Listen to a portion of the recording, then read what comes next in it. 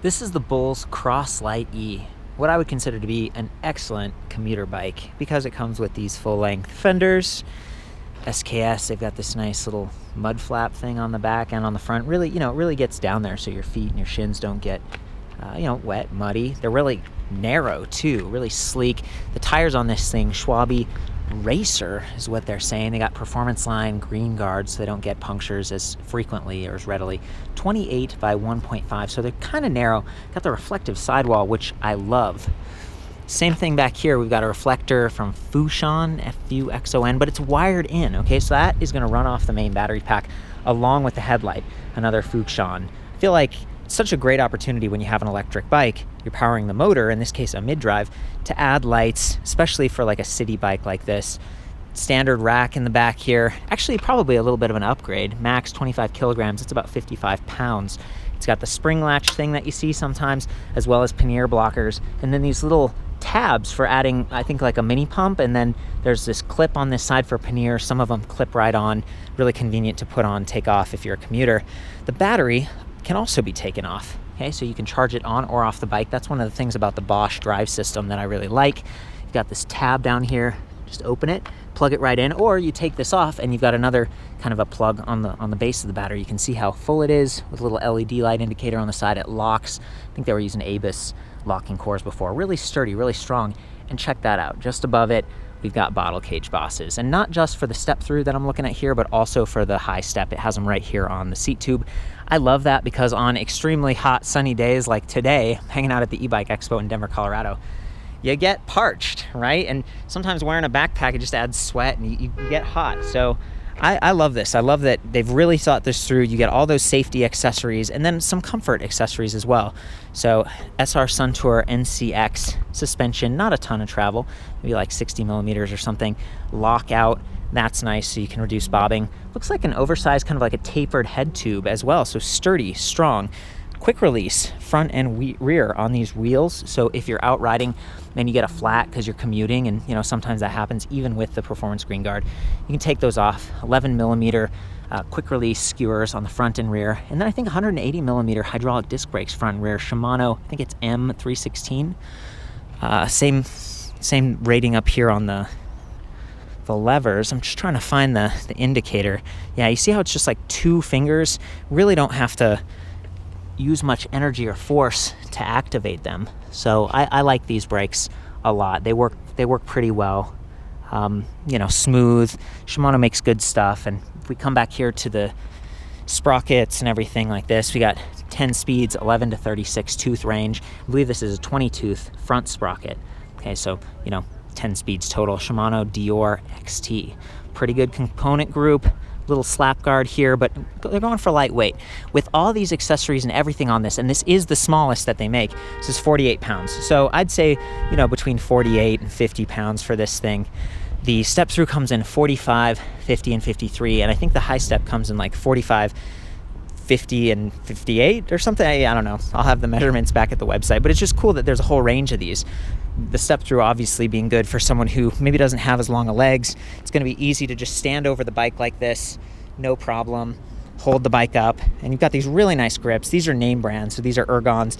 They might be GP ones, but they've got the little bullhorn end. Oh, GP2s, yeah, so you can ride like this. If your hand's getting kind of uncomfortable like this for a long time, it's nice to just switch it up and give your forearm a break. And then again, that suspension seat post, 30.9 millimeter seat post, okay? So that's another area where you can improve the comfort if you want to. Add a thud buster, add a body float if you want to. Quick release right here, Pro logo seat, zero space. This is a little bit more performance. You're not getting a ton of comfort, but it's an active bike. You're going to be pedaling the whole time. And they've got these unique Wellgo pedals. I'm a fan of Wellgo as a brand. These ones are smaller, but they give you pretty good traction. They kind of rubberize, and then I think, I don't know if it's plastic on the inside, but they're decent. They're okay. They get the job done. And then one of the things I've noticed on a lot of the other BULLS bikes too is this big sort of a chain ring guard. It kind of keeps the chain from greasing up your pants, kind of sloughs over it. It's not super close to the chain, so I don't know if it would actually keep it from coming off the front. But, I haven't had that much of a problem with this. The smaller sprocket on the Bosch system spins pretty fast. It's really responsive, and so I love that. The system uses a few measurements. So there's this magnet over here, and there's a sensor down on the seat or the chainstay. So it's measuring wheel speed. They're measuring your cadence, so how fast you're pedaling, and then you're measuring force, so like kind of the torque that you're exerting. And I think it's like 100 times per second. Maybe it's even more than that, 1,000 times per second. It's impressive. Whatever it is, it works really well. I'm going to show that in the ride test. It's just nice to have so much going on. And this is their performance line for the US. So it's rated at 350 watts, which sounds like, that's kind of average. But in my experience, you end up getting a really great range and efficiency with this. And it's actually a great climber too. I've used that same motor on mountain bikes and gone up really steep stuff off-road. This is meant for on-road with those efficient tires. You're really not going to have a problem. And they estimate like 100 plus miles per charge, which is generous. You know, that's in the lowest level of assist, but you really can get great range and I think end up being pretty comfortable. So yeah, let's jump back up here to the battery. I believe it has Samsung cells. This is the PowerPack 400, 36 volt, 11 amp hours. So it's like 396 watt hours, you know, close enough to 400. And then we jump up to the display. So the cool thing about the Bosch displays is that there's actually a little tab and you can slide them off. So you don't have to worry about, you know, potential vandalism or just the weather beating down on this. You can take that off, you can take the battery with you.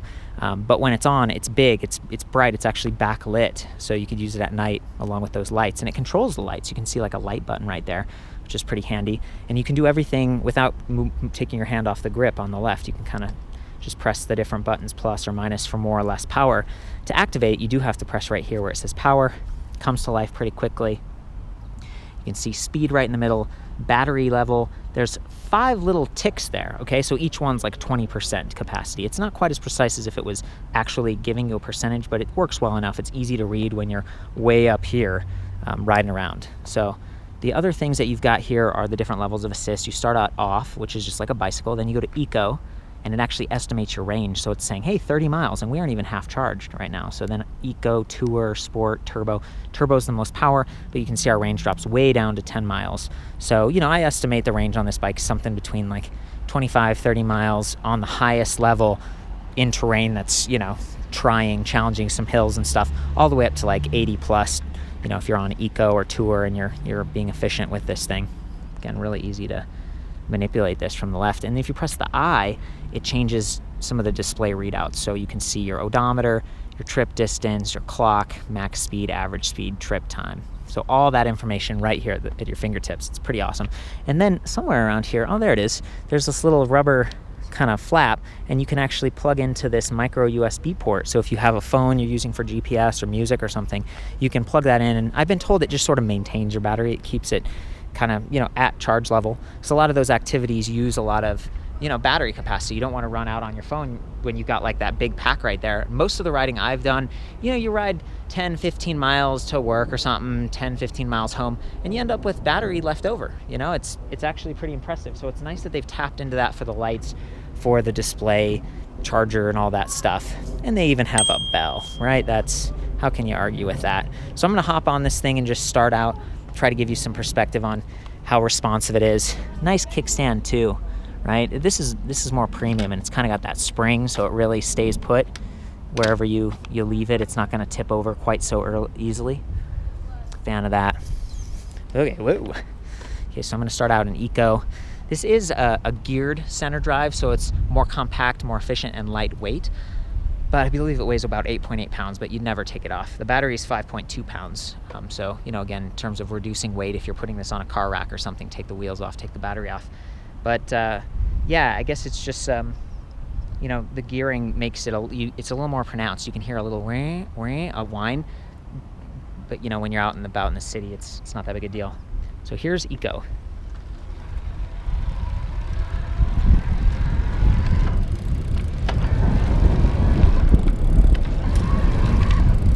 Pretty responsive. I mean, you can see the chain still spinning a little bit after I stop pedaling, but not for very long. So now I'm gonna arrow up, take it all the way to turbo.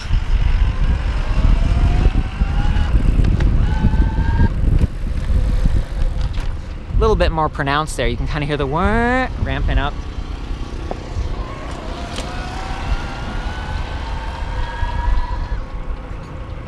Yeah, you know, you don't have access to your brakes in this hand position, but it's just nice to kind of rotate a little bit, stretch out. You you get to your 20 mile per hour top speed, and that's it. So this is a pedal assist only. This is a standard class 1, 20 mile per hour. It's the most legal type of electric bike for trails and for, you know, sidewalks and bike paths and stuff. So it's pretty accessible. You still have to pedal, but the way that you pedal, you know, it really responds. So I'm a big fan of that. That is the BULLS Cross E Lite. Liking this company, you know, it's neat. They've been around since like 1994. They make traditional bikes as well. 2010, they started doing e-bikes. They distribute them internationally. In the US, they got here at like 2015, 2016, and they, you know, give you the same warranty here as most of the Bosch systems I see, where it's like 2 years on the motor, the battery, and like 5 years on the frame. So not bad. You should start seeing them in dealers across the country or at the e-bike expo. Check one out if you get the chance. For the full write-up on this and some more BULLS Bikes reviews, I'll see you back at ElectricBikeReview.com. Ride safe.